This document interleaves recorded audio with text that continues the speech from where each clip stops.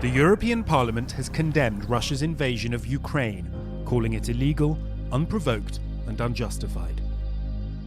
In their resolution voted at an emergency session in Brussels, MEPs also condemned the involvement of Belarus, which has allowed Russia to use its territory as a staging post. The message from Europe is clear. We will stand up.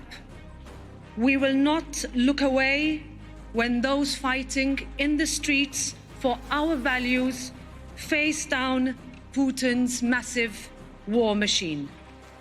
We will support the International Criminal Court's jurisdiction and investigation of war crimes in Ukraine. Addressing the parliament via video link from Kyiv, the Ukrainian president welcomed EU help and called for more support and more solidarity.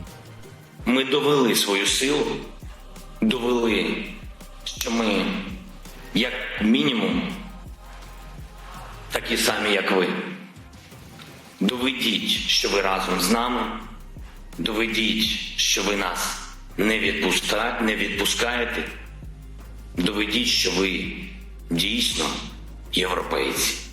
І тоді життя переможе смерть, а світ – темряву. Слава Україні! Since Russia invaded on the 24th of February, the United Nations says hundreds of civilians have been killed and hundreds of thousands displaced.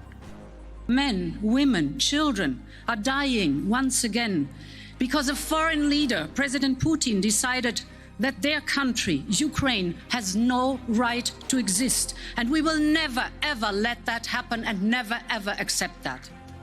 Members expressed their solidarity with Ukrainians and welcomed the response of Ukraine's neighbours, keeping their borders open and helping refugees.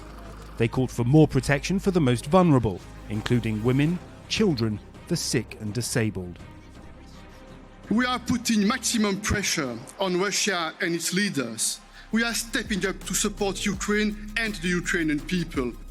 MEPs backed the EU's unprecedented sanctions against the regime of Vladimir Putin, but said the EU needed to go further, restricting imports of oil and gas.